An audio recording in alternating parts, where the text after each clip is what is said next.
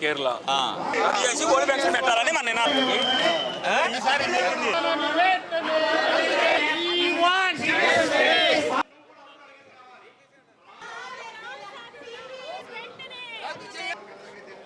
CPS ఉద్యోగులు ప్రస్తుత కాలంలో ఎదుర్కొంటున్నటువంటి అనేక సమస్యలు పోవాలంటే, వాళ్ళ జీవితం సర్వీస్ అనంతరం కూడా సుఖమయంగా ఆరోగ్యంగా సాగాలంటే ఓపీఎస్ ఒక్కటే మార్గం. ఓపీఎస్ ఖచ్చితంగా ఇచ్చి తీరాలి. ఇచ్చే వరకు కూడా మా పోరాటం ఆపమని తెలియజేస్తూ ఈ పాట.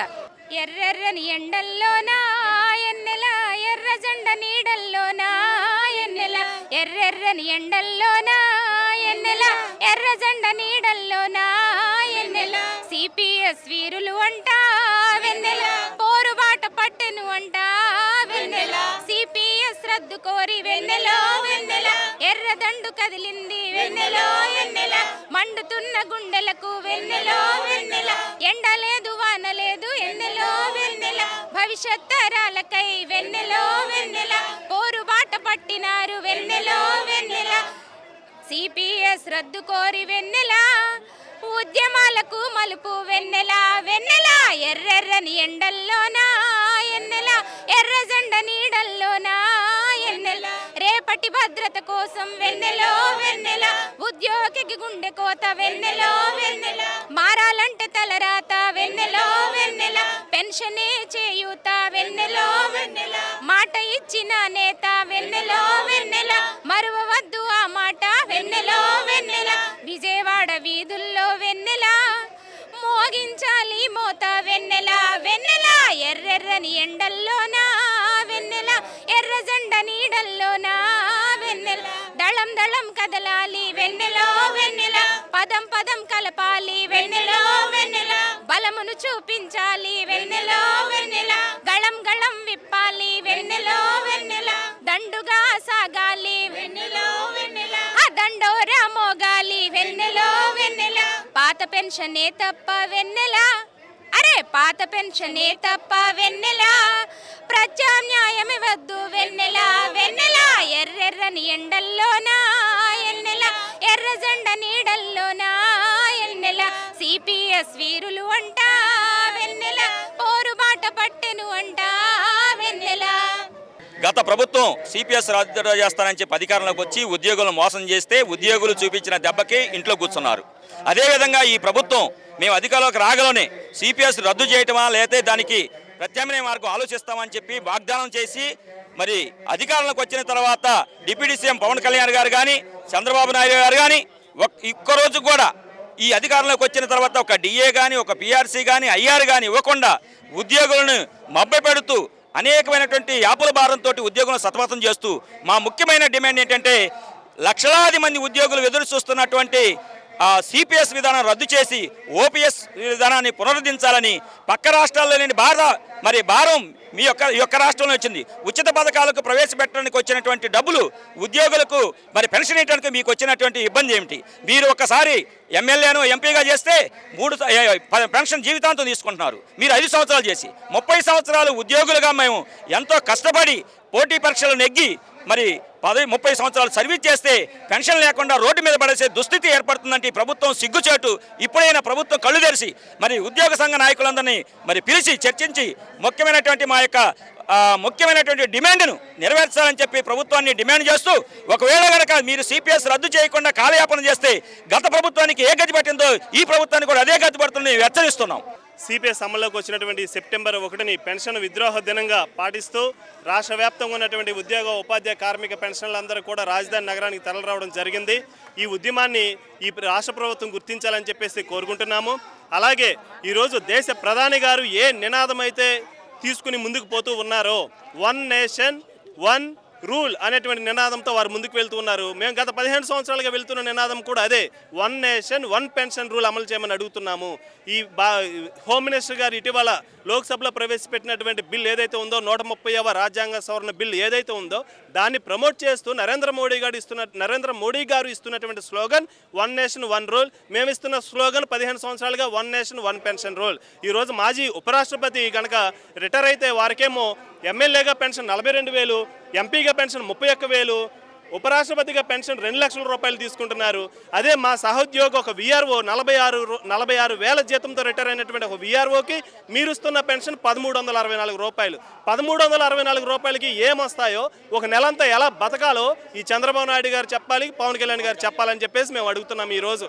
అదేవిధంగా ఈరోజు 5 రాష్ట్రాల్లో అమలైనటువంటి పాత పెన్షన్ మన రాష్ట్రంలో ఎందుకు అమలు కాదు? రాజస్థాన్, ఛత్తీస్గఢ్, జార్ఖండ్, హిమాచల్ ప్రదేశ్, పంజాబ్ ముఖ్యమంత్రులకు చేతనైనటువంటి పాత పెన్షన్ పునరుద్ధరణ మన ముఖ్యమంత్రి గారికి ఎందుకు చేత కావడం లేదనేది అడుగుతున్నాము. అదేవిధంగా పవన్ కళ్యాణ్ గారు ఇచ్చినటువంటి హామీ ఏమైందని అడుగుతున్నాము. మా నాన్నగారు ఒక పోలీస్ అని మీరు చెప్పారు, ఒక ఉద్యోగి రిటైర్ అయితే వచ్చే పెన్షన్ విలువ నాకు తెలుసు అని చెప్పినటువంటి పవన్ కళ్యాణ్ గారు మీరు అడిగిన 1 ఇయర్ టైం అయిపోయింది, ఇంతవరకు ఎటువంటి స్పందన లేదు. దయచేసి ప్రశ్నించండి, అడగండి. ప్రియమైన నరేంద్ర మోడీ గారు ఇస్తున్నటువంటి స్లోగన్ వన్ నేషన్ వన్ రూల్ని ఇక్కడ కూడా అమలు చేయండి. అంతేగాని సుప్రీంకోర్టు జడ్జిలకి పాత పెన్షన్ ఇస్తారు, హైకోర్టు జడ్జిలకి పాత పెన్షన్ ఇస్తారు, 100 కోట్లు 1000 కోట్లు ధనం కలిగినటువంటి చట్టసభల్లో ప్రవేశించేటువంటి ఎంపీలకి ఎమ్మెల్యేలకి పాత పెన్షన్ ఇస్తారు. చిరుద్యోగులైనటువంటి మాలాంటి వారికి ఈరోజు ఒక ఇల్లు కొనుక్కుంటే ఆ ఈఎంఐ కట్టడానికి సత్యదాకా ఈఎంఐ కడుతూనే బతకాల. ఒక ఉద్యోగి మా అయితే ఒక ఇల్లు కట్టుకోవడానికో లేదా కూతురు పెళ్లి చేయడానికో సరిపోయేటువంటి జీతం ఇస్తూ మీరు డిఏలు ఎవరు, పిఆర్సీలు ఎవరు, సరెండర్ లీవ్ బిల్స్ ఎవరు, ఇక చివరికి పెన్షన్ కూడా ఇవ్వకుండా 100-200 చేతిలో పెట్టి ఇంటికి పంపించేటువంటి సంప్రదాయం మంచిది కాదు.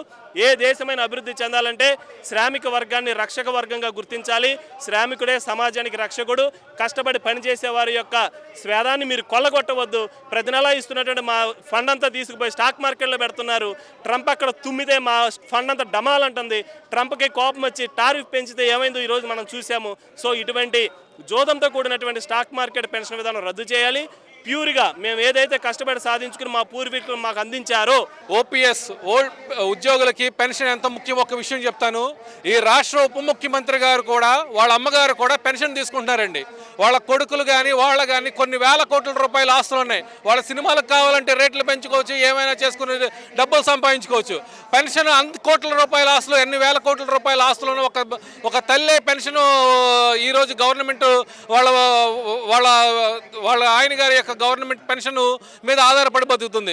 మరి ఈ రాష్ట్రంలో లక్షలాది ఉద్యోగులు 30 సంవత్సరాలు ఉద్యోగం చేసి మరి వాళ్ళకి ఏ ఆస్తులు లేకుండా 30 సంవత్సరాల పాటు ప్రభుత్వానికి సేవ చేసి పెన్షన్ లేకుండా బతకమంటే ఎలాగా? పెన్షన్ యొక్క ఆవశ్యకత గమనించండి. ఈ రాష్ట్ర ఉప ముఖ్యమంత్రి గారు తల్లే పెన్షన్ మీద ఆధారపడుతుంటే మాలాంటి ఉద్యోగుల పరిస్థితి ఏంటి? ఒకసారి ప్రభుత్వం ఆలోచించి మాకు ఓపీఎస్ని పునరుద్ధరించాల్సిందిగా కోరుతున్నాం. మేము పల్నాడు జిల్లా నుంచి అచ్చంపేట మండలం నుంచి వచ్చాము. సిపిఎస్ అంతం అనేది మాకు చాలా ముఖ్యమైన విషయం. ఎందుకంటే సిపిఎస్ ఉంటుందనే భయంలో అసలు ఇదివరకు ఉంది. సిపిఎస్ని రద్దు చేసి మమ్మల్ని గట్టెక్కించాలని కోరుకుంటున్నాం.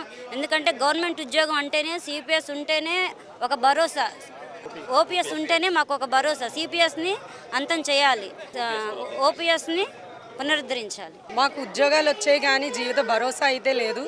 సీఎం గారికి పెన్షన్ ఉంది, ఎమ్మెల్యేలకి ఎంపీలకి పెన్షన్ ఉంది. మేము సేవ చేయడానికి వచ్చాము అన్న వాళ్ళందరికీ పెన్షన్ ఉంది.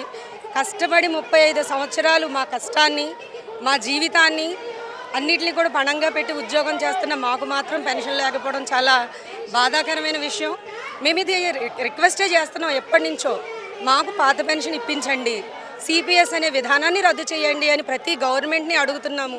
రోజులు ఇలాగే అయిపోతున్నాయి, ఎంతోమంది చనిపోతున్నారు, ఎవరికి కూడా న్యాయం జరగట్లేదు. దయచేసి ఇప్పుడైనా సరే గవర్నమెంట్ గుర్తించి మా యొక్క బాధలను అర్థం చేసుకొని మన డిప్యూటీ సీఎం గారు కొణిదెల పవన్ కళ్యాణ్ గారు మాకు మాట ఇచ్చారు. ఆయన మాట ఇవ్వకుండానే చాలా నెరవేర్చారు. మరి మాట ఇచ్చింది మాత్రం ఖచ్చితంగా నెరవేరుస్తారని మేమైతే ఘంటాపథంగా నమ్ముతున్నాం సార్. దయచేసి మా బాధను అర్థం చేసుకొని వీలైనంత తొందరగా సిపిఎస్ని రద్దు చేస్తారని, పాత పెన్షన్ ఇప్పిస్తారని మనస్ఫూర్తిగా కోరుకుంటున్నాం సార్. Thank you. 2004లో స్టార్ట్ అయిందండి. మరి ఇది మాకు ఒక శాపంగానే మారింది. తర్వాత మా పిల్లల తరాలకి మేము ఏమి చెందుతుంది అనే ఒక భయంతో మేము ఉంటున్నాం. మేము కష్టపడుతున్నాం కానీ ఈ పథకాలని ఇవన్నీ అన్నీ ఉంటున్నాయి కానీ మాకు పెన్షన్ అనేది చేయట్లేదండి. తర్వాత డిఏరియర్స్, సడన్ లీవ్లు ఇవన్నీ కూడా ఏది కూడా మాకు ఆ జీతం మీద ఈ ఈఎంఐలు కట్టుకుంటూ మా జీతం సరిపోక చాలా కుటుంబం చాలా దుర్గ పరిస్థితిలో ఉన్నదండి. మరి ఈ సిపిఎస్ విధానం వెంటనే రద్దు చేసి ఓపీఎస్ని సాధిస్తామని నమ్ముతూ సీఎం గారు కూడా మరి మా బాధని అర్థం చేసుకుని వెంటనే రద్దు చేయాలని పవన్ కళ్యాణ్ గారు వచ్చిన వెంటనే 1 ఇయర్లో మాకు సిపిఎస్ రద్దు చేసి పాత పెన్షన్ ఇస్తానని ఆయన సభలో చెప్పారండి. ఆ నమ్మకం మీద ఆయన్ని మేము మరి ఎన్నుకున్నాము. మరి మమ్మల్ని అయితే ఈ రీతిగా మాత్రం ఉంటే మాత్రం జగన్ గారికి ఏ విధమైన ఇది చేసిందో అదే విధంగా మేము చేస్తామని చెప్తున్నాం. 4 తర్వాత ఉద్యోగంలో వచ్చిన వాళ్ళందరికీ కాంట్రిబ్యూటరీ పెన్షన్ స్కీమ్ అనేది వర్తింపచేస్తూ ఉన్నారండి. ఇప్పుడు మా పరిస్థితి ఎలా ఉందంటే అటు రిచ్ పీపుల్ కాదు, ఇటు పూర్ పీపుల్ క్యాడర్లోను కూడా లేము. సాదాసీదా ప్రజల కంటే చాలా దయనీయమైన పరిస్థితిలోకి వెళ్ళిపోబోతున్నాం మేము. ఎందుకంటే ఇప్పుడు చాలా చక్కటి జీతం తీసుకుంటున్నాము. రేపు పొద్దున్న రిటైర్ అయిన తర్వాత మాకు పెన్షన్ 1200 కంటే ఎక్కువ వచ్చేది లేదు. 1200తో 60,000 జీతంతో బ్రతికిన మేము 1200తో బ్రతకాలి అని అంటే ఇప్పుడు ప్రస్తుతానికి ఆరోగ్యశ్రీ స్కీమ్ అని అన్ని స్కీములు సాదాసీదా ప్రజలకు ఉన్నాయి. ఇటు వచ్చి గవర్నమెంట్ ఎంప్లాయీస్కి మాత్రం ఏ స్కీము లేదు, ఏ స్కీముకి నోచుకోవట్లేదు మేము. అలాంటిది ఇప్పుడే ఇంత దౌర్భాగ్యంగా బ్రతుకుతున్నాము. పెన్షన్ ఇప్పించకపోతే ఒకటే సర్వీస్ ఉన్నప్పుడు అన్ని రకాలైన పెన్షన్లు ఎందుకు? మేము ఒకటే అడుగుతున్నాము, ఒకటే సర్వీస్ ఉన్నప్పుడు ఒకటే పెన్షన్ ఇప్పించండి, అందరినీ ఒకటే పెన్షన్లోనికి తీసుకురండి. మేమేమి ఊరికినే అడగట్లేదు, మేము చాలా సర్వీస్ చేస్తున్నాం కాబట్టే జీతం ఇస్తామనే తీసుకోలేదు మమ్మల్ని. గవర్నమెంట్ ఎంప్లాయీస్ అయినప్పుడే మరి ఉద్యోగ భరోసా భద్రత అంటే ఇది ఒక పెన్షన్ మాత్రమే. ఈ పెన్షనే లేకుండా చేసినప్పుడు గవర్నమెంట్ ఎంప్లాయీస్ అని చెప్పుకోవడం కూడా ఏమీ హాస్యాస్పదం అనిపించట్లేదు మాకు. కాబట్టి ఒకటే అడుగుతున్నాము, ఒకటే సర్వీస్ ఒకటే పెన్షన్, కాంట్రిబ్యూషన్ పెన్షన్ని తీసేయాలి. మాకు యూపీఎస్, జీపీఎస్ ఇవేమీ వద్దు, సమానంగా ఉండేటటువంటి పెన్షన్లు వద్దు మాకు. ఓన్లీ ఒకటే పెన్షన్, ఓల్డ్ పెన్షన్ స్కీమ్ వర్తింప చేయాలని కోరుకుంటున్నాం. సిపిఎస్ ఉద్యమానికి రాష్ట్రం నుంచి అలాగే జిల్లా నలుమూల నుంచి కూడా అనేక మంది ఇక్కడ అటెండ్ అవడం అనేది జరిగింది.